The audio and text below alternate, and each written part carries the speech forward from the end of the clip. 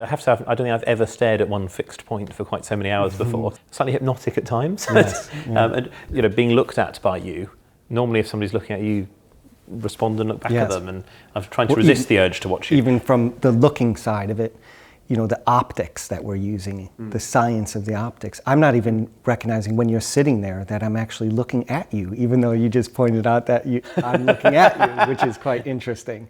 We discussed earlier the way I was working in sort of planes and shifts of tone to create a three-dimensional object on a two-dimensional surface.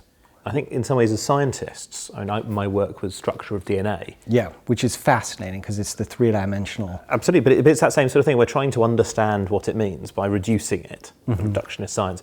But if you discard everything, if you've just done a very flat image, you lose the movement, the humanity. Yes.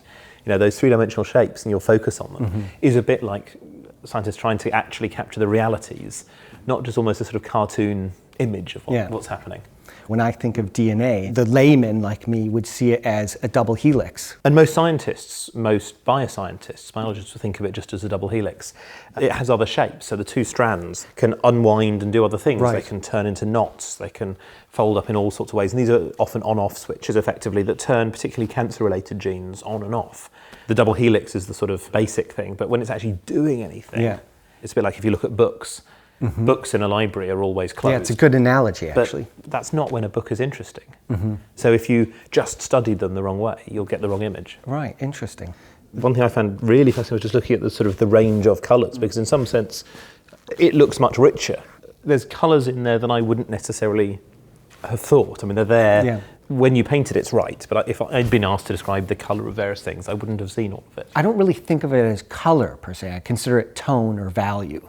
So when I'm looking at a forehead, I'll say, okay, well, I'm going to mix this with a burnt umber, a blue, and maybe a little bit of white. And then I'll have to put it or juxtapose it against another plane. And that's how the painting evolves.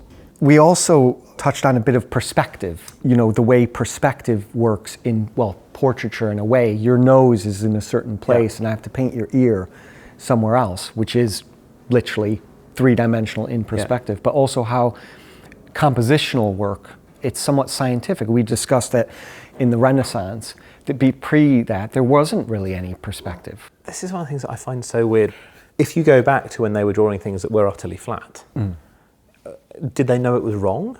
Somehow they must have resolved this internally. Well, I guess that's when the artist becomes scientist, or the scientist becomes the artist. There is huge overlap in terms of, anatomy. Is that art or science? Well, there are medical illustrators. Well, is an illustrator an artist, or is he a medical person?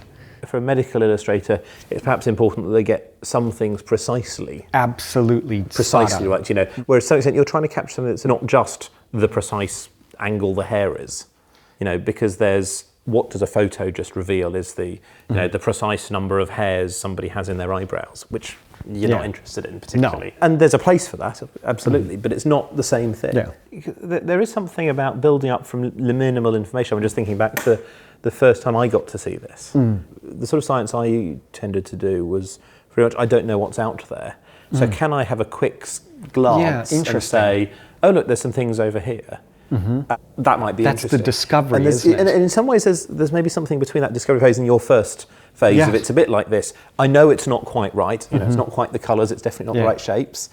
But you start off with that thing, and then you can build something that's much deeper, which to me is how science develops. The difference, I think, from our art or creating something, like we said, three-dimensional on a two-dimensional surface, is that I'm editing as I go along. You're discovering.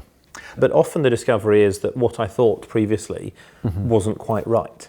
So there's sometimes this view that in science you just have, here is the absolute truth. And in the same way that you don't get a sort of a painting which is just, here it is, there's nothing more ever could be done, you don't really get that with science either.